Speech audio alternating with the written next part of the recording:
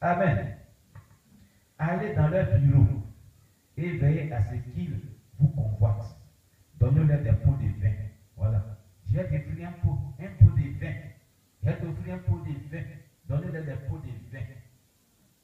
Vous n'avez pas dit que vous avez 20. C'est dans 20 là, vous serez 21, 22, 23, 24 et 30. Donnez-leur un pot de vin. Cherchez toujours à vous asseoir près d'eux. S'ils sont des hommes, faites qu'ils regardent toujours votre visage, vos seins et vos cuisses. Vous resterez dans leur mémoire, car les démons vous aideront davantage dans cette mission. Poussez votre pantalon chrétien, non, voilà, poussez votre pantalon chrétien à faire de vous, non, c'est quoi?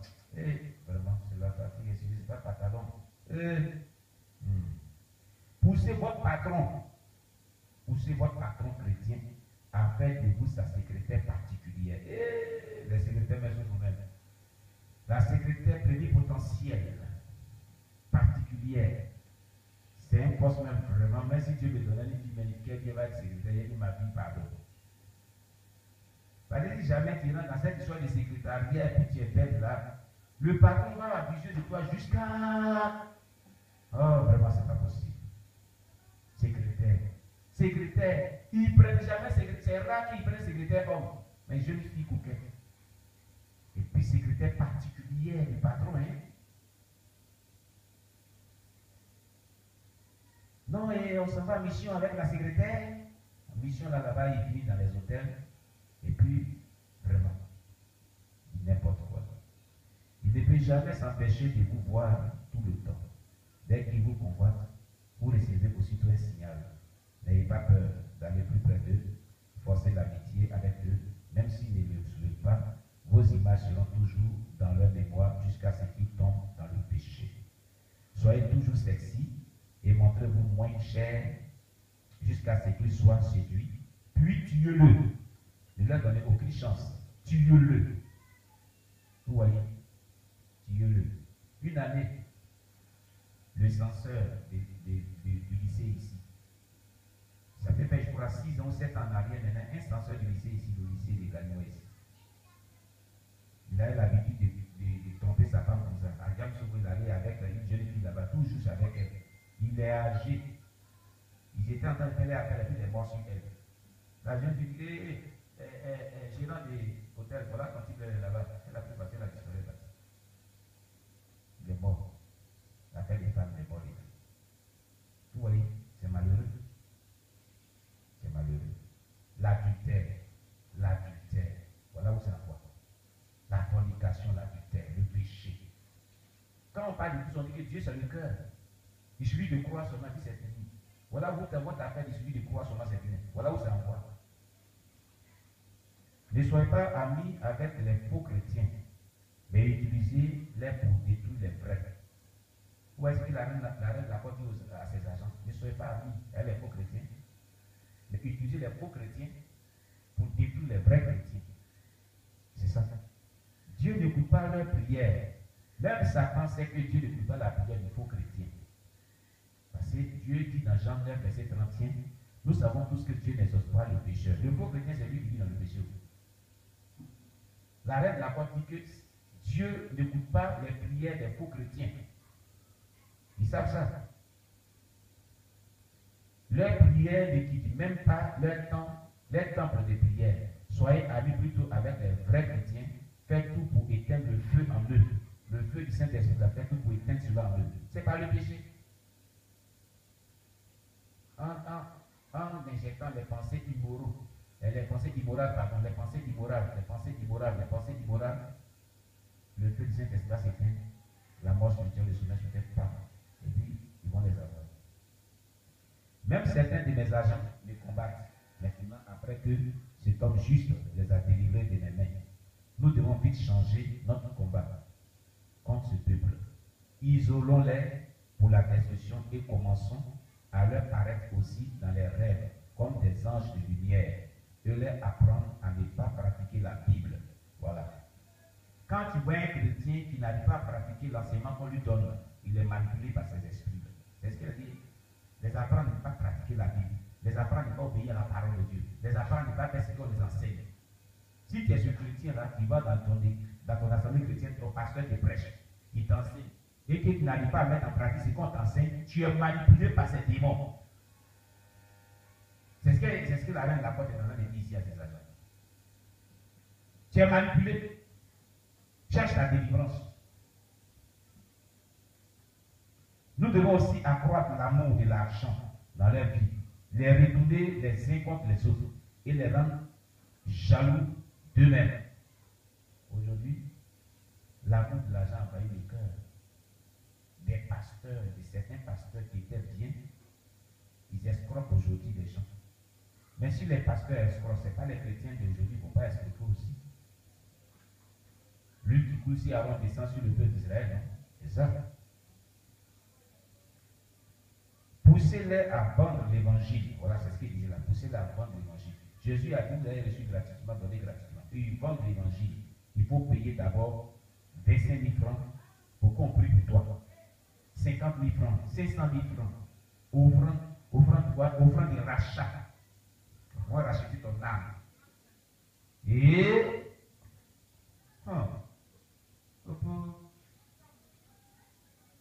vont racheter. Rachat. Des grosses offrandes. On fabrique et puis on donne. Et les chrétiens ignorants là sur ces gens-là. Les gens aiment là où on donne beaucoup d'argent. Si tu prêches l'évangile comme nous deux, on dit que toi, tu n'as pas Dieu avec toi. Il faut nous dire de donner l'argent. Là, on saura que tu es avec toi. La sœur Zéléenne, comme nous aussi, on ne dit pas donner l'argent, on dit bon, ça, c'est pas un vrai pasteur. Ça, c'est pas un vrai pasteur. Il ne nous demande pas l'argent. On dit, on vient là où on nous demande l'argent.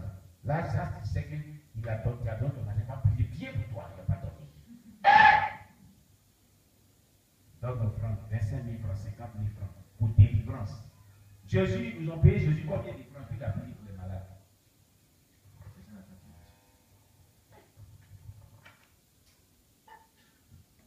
Non, c'est pas possible. Le diable. Excusez-moi, je vais voir un peu la caméra. La batterie est bien faible, je vais la charger. On dit le pas.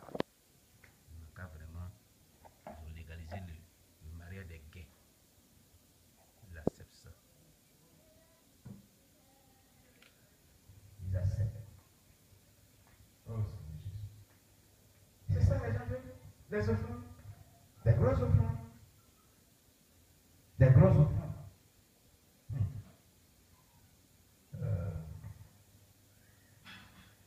Alors, nous devons aussi accroître l'amour de l'argent. Qui vendent l'évangile, pardon, voilà. Poussez-les. Voilà. Voilà. Poussez-les dans l'orgueil, la belle gloire, la convoitise, qu'ils soient toujours en colère. Encouragez-les aussi à vendre leur vision sur des CD, des livres et des DVD, jusqu'à ce que l'amour de l'argent occupe leur cœur. Donnez-leur de fausses visions et détruisez-les à suivre. Voilà où vraiment ce circulaire de la réunion de la reine de la porte et ses agents, la troisième partie s'arrête aujourd'hui. Bien aimé, c'était important. C'est important, non? C'est important. Voilà. C'est vrai qu'on doit faire notre étude, mais c'est important. Alléluia. J'ai bien aimé, qu'est-ce qui t'a marqué dans cette histoire? Qu'est-ce que tu as compris? Qu'est-ce que tu as compris? On va prendre 5 minutes et puis on va continuer. Qu'est-ce qui t'a marqué? Qu'est-ce que tu as compris dans tout ce qu'on vient de dire? Dans ce circulaire, voilà, de la reine de la porte. Voilà, je crois bien si Dieu nous fait grâce, dès qu'on finit, comme dans cette heure, à cause de la fatigue et puis mes occupations sont nombreuses, je n'ai pas encore donné, même dans la vidéo que j'ai publiée à certaines vidéos,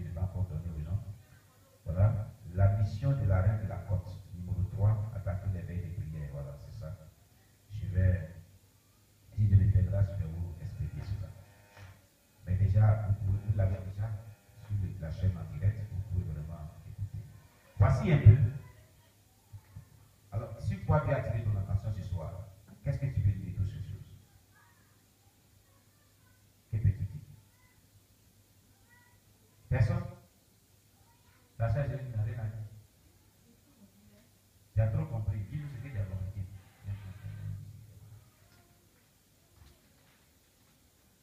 Gloire à Jésus. Alléluia.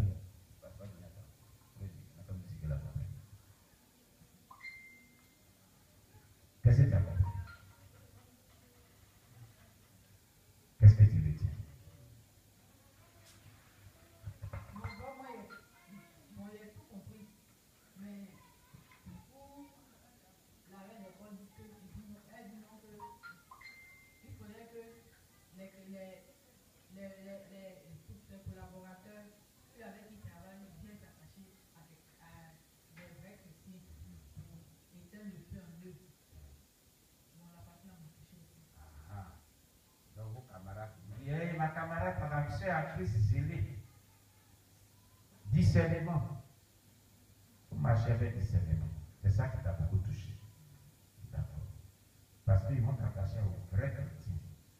Et toi tu dis, ça là, c'est que c'est vraiment, c'est une soeur à Christ, elle est bien. Alors que l'agent de la reine n'a pas dit, il faut bien prier. C'est très utile. Amen. Que Dieu soit. Oui. Où le pape a dit, les hommes doivent se marier. Oui, il a bien fait la déclaration. Il y a 3 jours, 4 jours de cela. Hein? Où le pape François, il a dit que les garçons doivent se marier entre eux. Mais l'Église catholique ne décide pas ça ici. Ils ont droit à le faire. Ils ont droit à le faire. Et il a dit ça ici. C'est ici. Vous parlez ici des vidéos de France 24, vous allez voir. Sur YouTube. On peut même fatiguer un peu. J'étais au Dieu avec elle. Oui. Mais il a entendu quelque chose. Oui. Qu'il y a un homme de Dieu gagné. Oui. Ton mari n'a pas dit, il n'a pas écouté ça. Je voulais voir moi-même. D'accord, après tu vas voir. Pourquoi? Tu veux voir pourquoi? Tu ne pourras pas. C'est homme de Dieu, en plein culte des dimanches, il rase les voiles des fidèles, des femmes. Tu vas voir après, il va te montrer la vidéo. Que Dieu te bénisse. C'est l'abomination qui a son comble. Oui, une dernière personne, pour qu'on continue notre étude. Il veut vraiment dire quelque chose. Oui, l'évangéliste à nous. L'évangéliste à nous veut dire quelque chose. Vas-y, l'évangéliste. Oui. Amen. Amen. Vraiment, c'est tout ce que vous avez lu là. Ça, en tout cas, moi, tout m'a touché. Ce qui m'a touché le plus, c'est que c'est comment le royaume de Satan est organisé pour attaquer vraiment les chrétiens. Effectivement, mais comme vous le dites, chaque jour, quand nous avançons pour les études, et vu la sanctification, et vivre vraiment la sanctification interne et externe, très important. Après, de s'éloigner de ces genres de personnes et ces genres d'esprit. Deuxième chose, aussi, c'est que nous devons aussi, comme je le disais tout à l'heure, avoir le discernement. Avec qui nous marchons. Parce que c'est vrai que nous avons des amis, nous avons des frères en Christ. Quand nous aimons, on dit des frères en Christ, des sœurs en Christ. Mais parfois, il faut qu'on demande, il faut qu'on demande au Seigneur si vraiment cette personne a l'esprit de Dieu. C'est ça. Même si nous sommes dans une église, quel que soit là où nous nous trouvons, il faut vraiment demander seulement au Seigneur, afin que le Seigneur puisse nous révéler donc l'esprit de la personne qui s'approche de nous ou avec qui nous prions, c'est très important. Il y a ça aussi. Et la troisième chose, c'est que nous devons vraiment faire attention aujourd'hui aux différents hommes bons. Aimer ceux qui se disent hommes de Dieu. Il y en a tellement. Et sur les réseaux, il y en a tellement. Tellement. Et comme le Seigneur dit, il faut que nous ayons encore le discernement aussi de la parole qui nous donne. Si nous ne connaissons pas la parole, c'est clair qu'ils vont nous avoir. C'est pour cela que le Seigneur nous disait tantôt que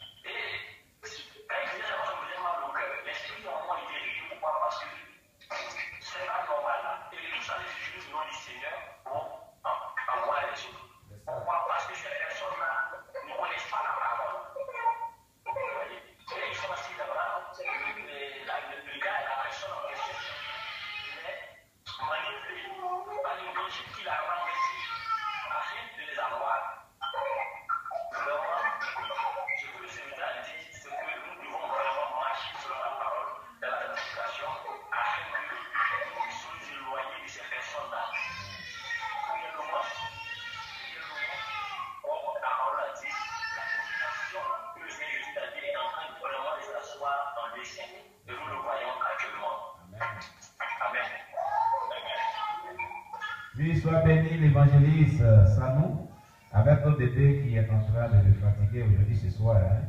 Voilà, et n'oublions pas que la maman Sanou est nourrice, et vraiment, le bébé est en train de fatiguer l'évangéliste ce soir.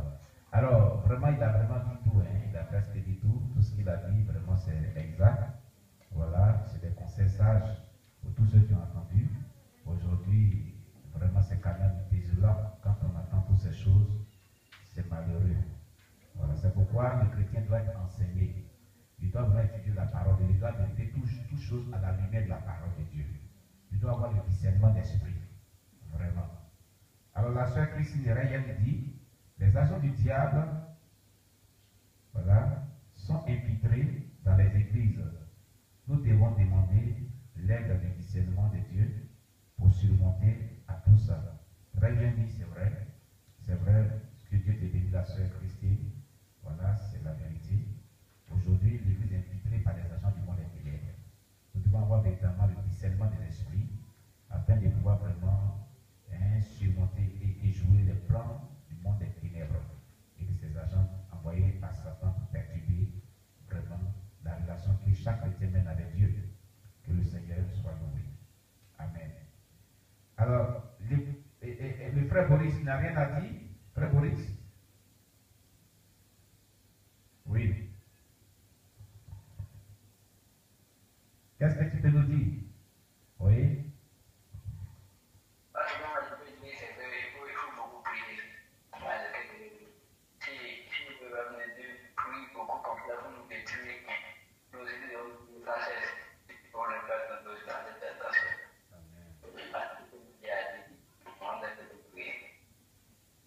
Amen. Amen. Sois béni. Sois béni, le frère Boris. Sois béni. Voilà. Alléluia.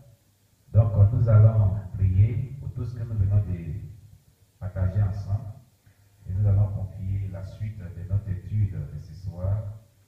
Voilà, dans les mains du Seigneur, pour que Dieu nous conduise et nous enseigne sa parole continuellement. Prions le Seigneur notre Dieu. Éternel, merci pour vraiment ce témoignage, vraiment de fuite d'informations de la réunion, de la mission de la reine de la côte et ses agents contre l'Église. La série numéro 3 que nous venons de partager ensemble avec certaines informations que nous avons reçues aujourd'hui sur la menace que le christianisme fait face maintenant parce que les agents du diable ont infiltré l'Église et Satan vraiment multiplie ses attaques d'une manière ou d'une autre, sa ruse d'une manière ou d'une autre contre la véritable Église de Dieu. Seigneur, nous voulons te confier nos vies, la vie de toutes les assemblées chrétiennes, la vie de tous les chrétiens du monde entier. Nous prions que tu étends ta main de grâce sur la vie de chaque chrétien pour l'épargner de toutes ces choses diaboliques, toutes ces ruses sataniques du diable, toutes ces flèches sataniques du diable, et que notre Dieu, ta grâce surabonde dans la vie de ses bien-aimés. Au nom puissant de Jésus-Christ, étends ta main de grâce sur nos vies. Seigneur éternel Dieu, merci Seigneur, au nom de Jésus-Christ. Amen.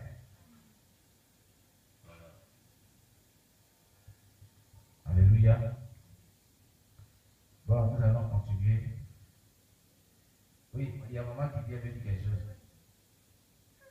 Ah, mais comme tu as fait ton doigt comme ça. Hein? Ah, d'accord. Amen. D'accord. Que Dieu soit loué. Alléluia. Que Dieu soit loué. Alors, donc, ce soir, nous allons, voilà, on va faire la mise à jour, voilà, comme on a l'habitude de le faire. On va faire la mise à jour et puis après, on va faire l'étude en commun. Amen. Voilà.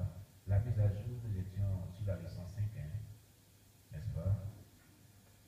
L'amitié assurée avec Dieu, n'est-ce pas? On était arrivé sur, dans le bas, je crois bien. Amen. Est-ce qu'on me suit bien? Le grand A, on est toujours dans le grand A, hein? On n'a pas encore fini le grand A. Voilà, on n'a pas encore fini le grand A. On est toujours dans le bas, le dernier verset du grand A. Amen. Voilà. Et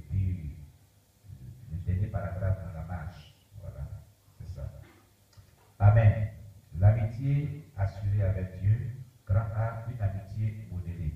La dernière fois, on avait étudié Marc 1, verset 35, Luc 6, verset 12 à 13, et aujourd'hui, le troisième verset du grand A qu'on doit voir, c'est Actes chapitre 10, verset 9.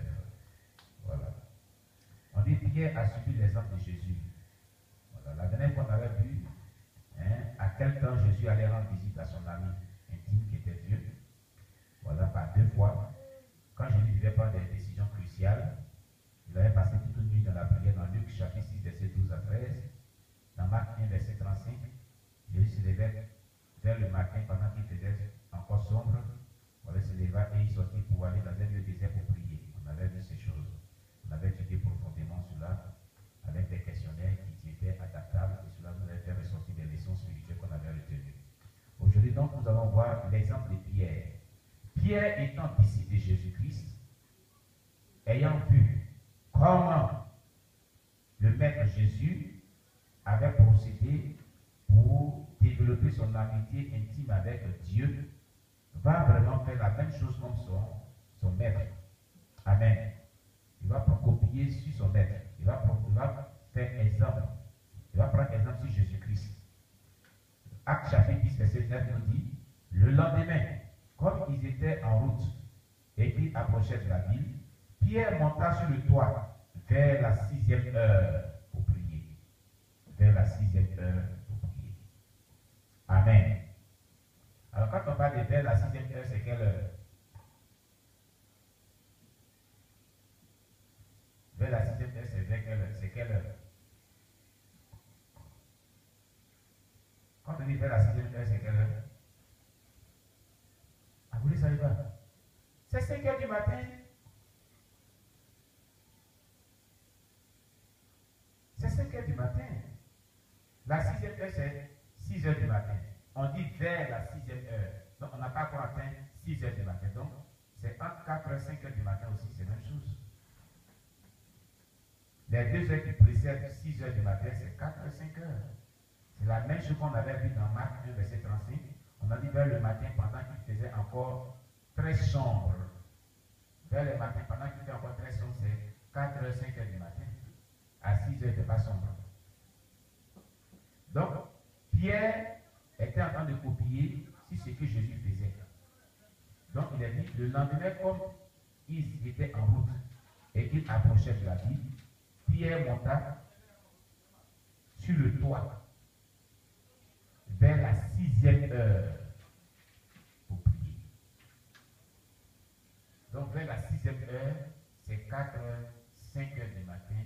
Voilà, c'est ça qui est vers la 6e heure. Ou 5 heures du matin jusqu'à 5h40, 5h50, 5h30, ça c'est vers la 6e heure. Donc, il faisait encore sombre aussi. C'est le même temps là que Pierre a choisi. Parce que Pierre, Jésus le prenait souvent proche de lui.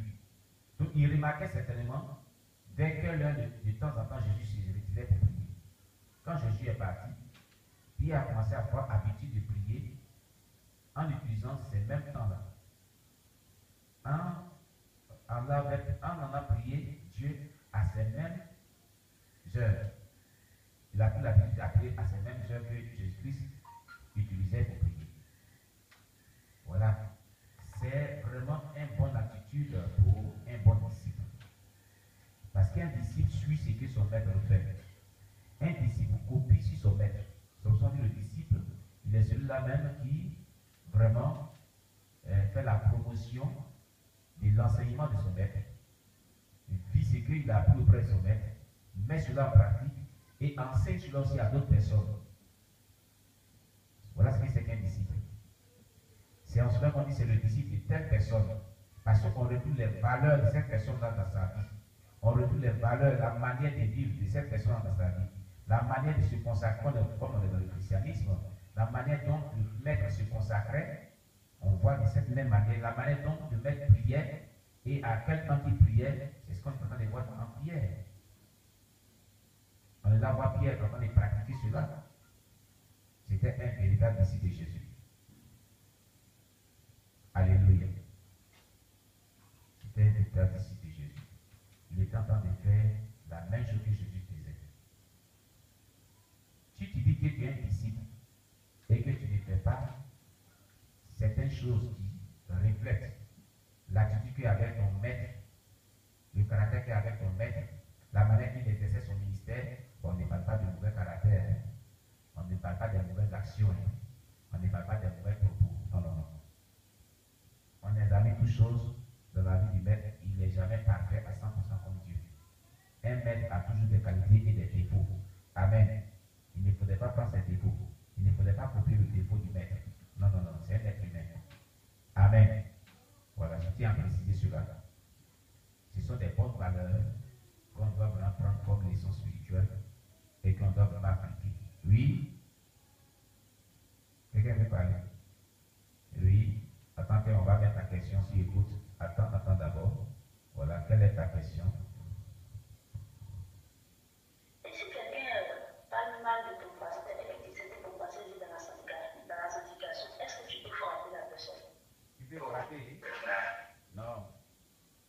Non, il ne faut pas frapper la personne. Il ne faut pas frapper la personne. Il ne faut pas faire comme Pierre.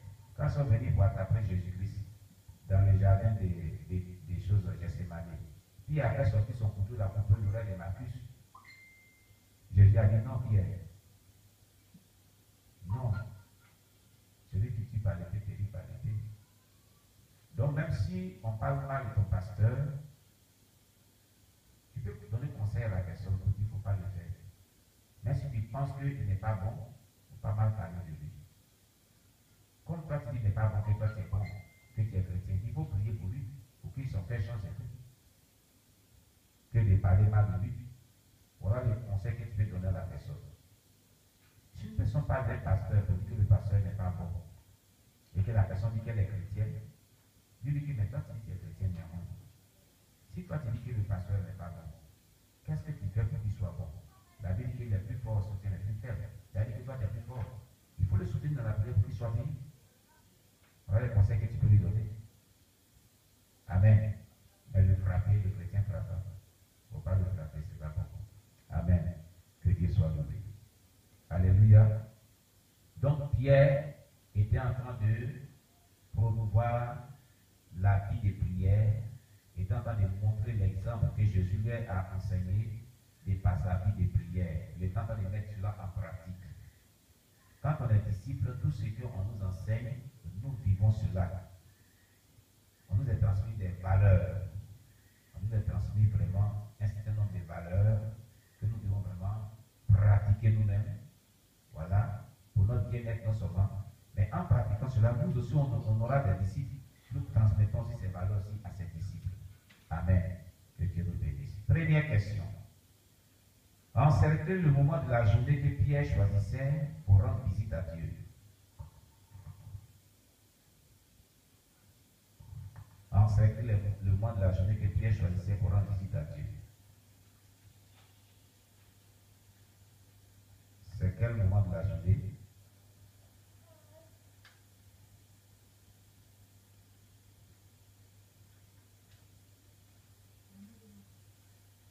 Très bien, l'évangéliste annonce.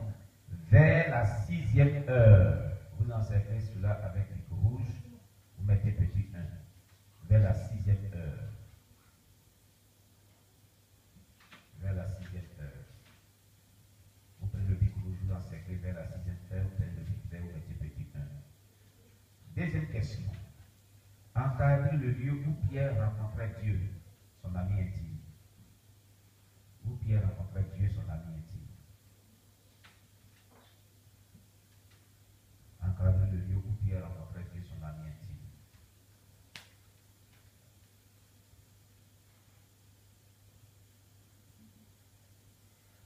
C'est quel lieu? Sur le toit. Très bien, sur le toit. Vous prenez le bic rouge, vous encadrez sur le toit et vous mettez petit 2 avec le bic vert. Sur le toit. Alors le toit symbolise le haut lieu. Le toit symbolise la hauteur. Quand on dit souvent quelqu'un est sur la montagne, c'est-à-dire la personne a pris une retraite spirituelle.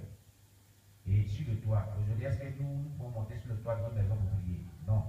En voit des Israélites avaient des maisons qui vraiment comme des dalles traditionnelles. C'était pas trop haut que ça, ils montaient puis ils se mettaient dessus pour prier. C'est un symbole d'élévation. Et c'est très très symbolique. Voilà, c'est très symbolique. Voilà. Donc, c'est ce que cela peut vraiment c'est ce que cela peut expliquer. Amen. Troisième question, soulignez la manière dont Pierre parlait avec Dieu. Soulignez la manière dont Pierre parlait avec Dieu.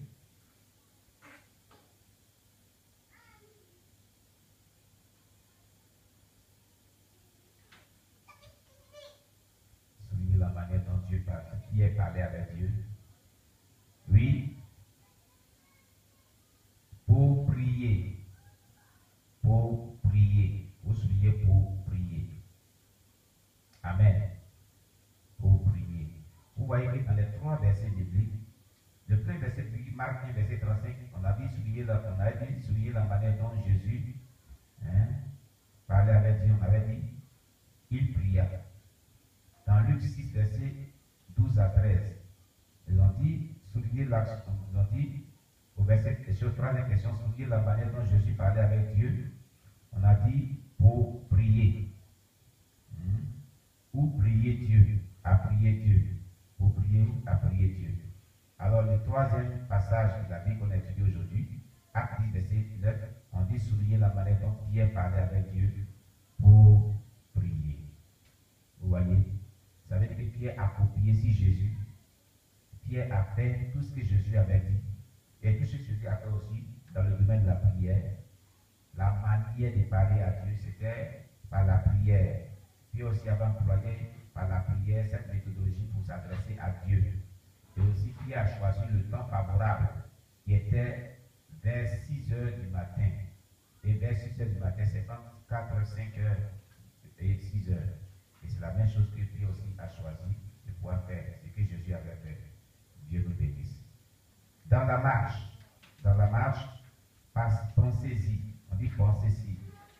Pourquoi la sélection de ses disciples était-elle assez importante? Ça, c'était la dernière fois. Dans Luc 6, verset 12 à 13, on n'avait pas vu cela. Pourquoi? On avait dit dans Luc 6, verset 12 à 13, je vais lire le verset.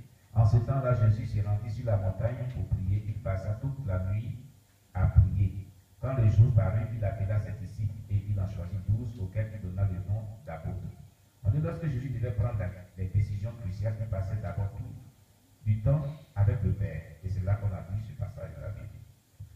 On nous demande ici pourquoi la sélection de ses disciples était-elle assez importante pour qu'ils passent une nuit entière à prier. Pourquoi? Quelle est l'implication de l'exemple de Jésus à propos des décisions que vous prenez? Voilà. Alors, on pose la première question de savoir pourquoi Jésus passa toute une nuit en train de prier avant de choisir les disciples. Est-ce que cela était si important? Tu peux nous répondre. C'était si important que Jésus puisse passer toute une nuit à prier avant de choisir les 12 disciples.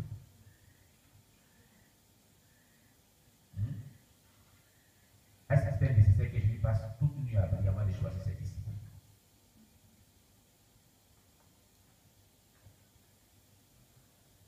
Bon, d'accord. Si la paix, c'était nécessaire. Si la paix, c'était très important. Voilà.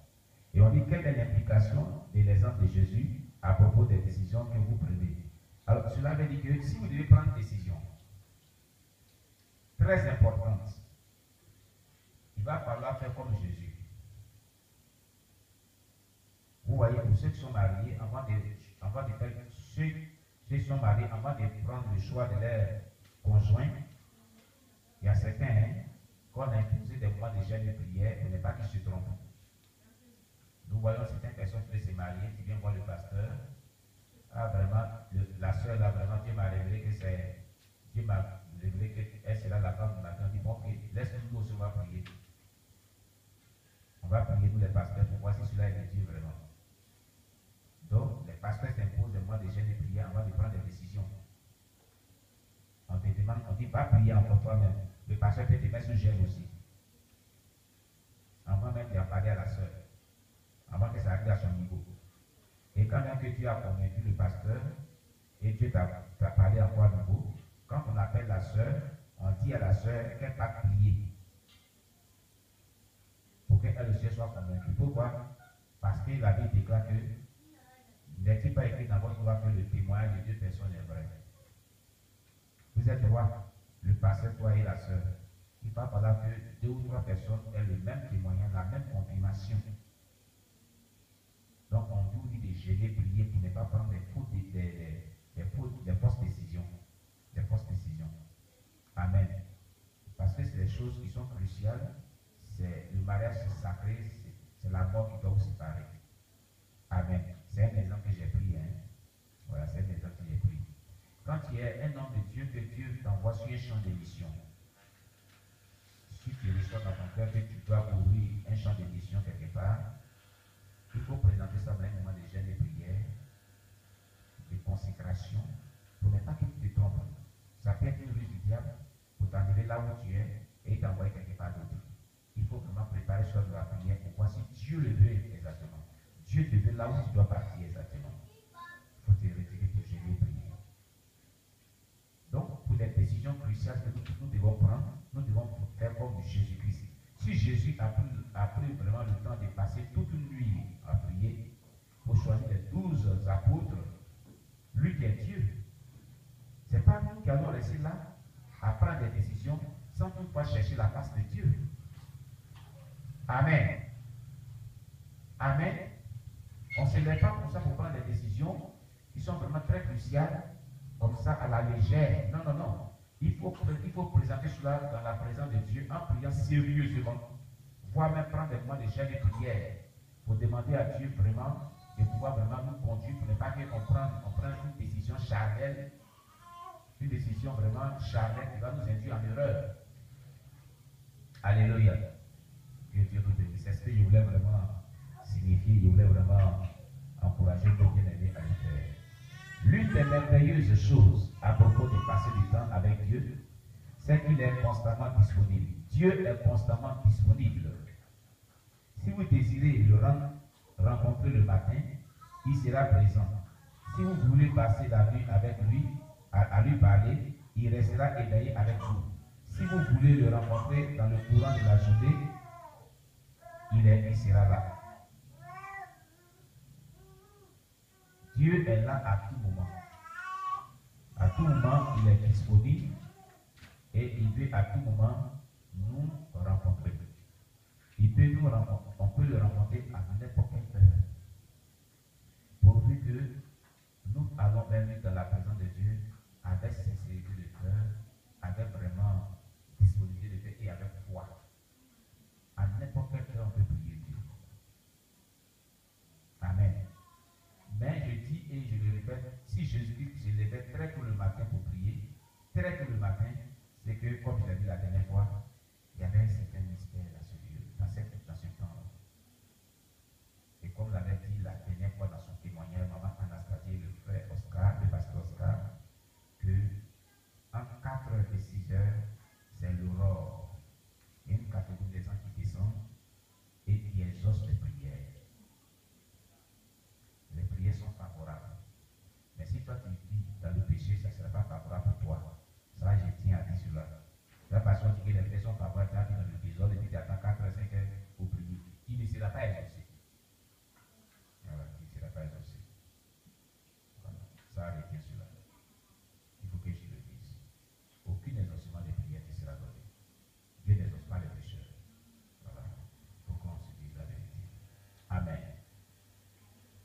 Alors nous avons aussi des exhortations dans certains témoignages que ne venez pas en retard à un programme de Dieu. 15 minutes avant le programme, il y a une catégorie des anges qui descendent du ciel. Ici, on dit par exemple, nous devons prier à... Nous commençons aujourd'hui nos programmes à 18h30. Donc 18h15. À partir de 18h15, si on a lancé la plateforme, et même quand on n'a pas lancé la plateforme, toi tu ouvres ton portable, tu es là, tu es en prière. Il y a une catégorie des anges qui vont descendre. Quel que soit le lieu où tu es dans le pays où tu es. Il y a des anges qui vont descendre là où tu es. Ces anges-là viennent. Si tu es distrait, c'est fini. Mais si tu restes en éveil, tu restes connecté à Dieu, tu restes en prière, tu te prépares à pouvoir mieux apporter ce temps de communion fraternelle là ce que ton cœur désire en ce moment que tu es en train de, pendant que tu es en train de prier, tout ce que tu dis là, des grâces te sont données, des bénédictions te sont partagées, et qui sont accordées, disons, et ils sont là pendant 15 minutes. Quand il est l'heure et que le modérateur commence net à prier, ces anges-là remontent au ciel. Ils ont déjà donné des bénédictions, des grâces aux gens. À une seconde plus, quand quelqu'un vient, il rate des bénédictions. Voilà, plusieurs témoignages nous ont dit cela. Si vous voulez, vous voyez le témoin des Pito là, la Namibienne n'est pas de cela. Aussi, il y a certains témoignages de morts ressuscités qu'on a eu, pas de cela. Amen. Voilà. Les gens qui ont expérimenté le ciel, ils n'ont fait pas de cela. C'est très important, j'ai bien aimé. Alors donc, Dieu est disponible, on peut vraiment parler avec Dieu à n'importe quel moment. Que Dieu nous bénisse.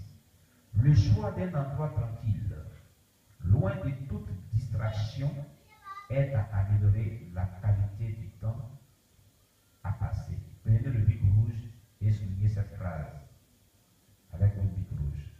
Le choix d'un endroit tranquille, loin de toute distraction, aide à améliorer la qualité du temps à passer avec Dieu. En quelque sorte, vous voyez que Jésus s'est retrouvé dans le désert, le lieu. Dans le désert, il n'y a pas de bruit, loin de toute distraction, loin de tout bruit. Vous voyez? Pierre s'est venu très tôt le matin où on ne peut pas. Le temps que lui-même choisit, mais les gens dorment encore. Il n'y a pas de distraction. On ne peut pas te déranger. Il n'y a pas de bruit. C'est bien calme. Tu parles bien à ton Dieu. Entre 4h et 5h du matin, il n'y a pas de bruit. Les premiers bruits viennent à partir de 6h. En Afrique, normalement, c'est les tracteurs qui commencent à parler au Dieu. Fion, 6h. Premier bruit de la journée, 6h. Il attend les mamans qui se lèvent très tôt pour aller faire leur ménage, le commerce, se lèvent très tôt le matin. Dans la cuisine, tu attends le bruit des assiettes. Ça, c'est le premier bruit. Mais 4h, 5h, il n'y a pas de bruit. Amen. Voilà. Loin de toute distraction, loin de tout ce qui est dérangement, améliore la qualité du temps que vous allez passer avec votre Dieu. Alléluia. Voilà. Dieu peut évidemment vous rencontrer au sein d'une foule, dans le confinement d'une retraite. Voilà, c'est-à-dire que vous pouvez vraiment, quand le confinement d'une retraite, vous pouvez vous retirer même de votre maison, choisir un lieu, aller dans une ville loin de toute personne, choisir un camp de retraite où vous êtes sur la soleil, vous priez le Seigneur sans dérangement. Vous êtes confiné dans une retraite spirituelle, dans le confinement d'une retraite. Il se montrera toujours si vous le désirez. C'est-à-dire, si tu as le désir ardent que Dieu se révèle à toi, il se révélera à toi. Voilà ce qui est dit. Que Dieu nous bénisse. Grand B, laissez Dieu vous parler. Alléluia. Grand B, laissez Dieu vous parler. Et je crois qu'on va s'arrêter là pour la mise à jour, comme il est actuellement 20h08. Demain, nous allons continuer. Alléluia. Voilà, pour le peu que nous avons passé pour la mise à jour, qu'est-ce que nous pouvons retenir? C'est quoi Dieu vraiment attiré notre attention, qui nous a beaucoup marqué. Voilà, ce verset de Actes 10, verset 9, et tout ce que nous avons dit ensemble ce soir, à partir de ce verset-là, qu'est-ce que nous pouvons retenir de nouveau, comme une belle leçon à retenir?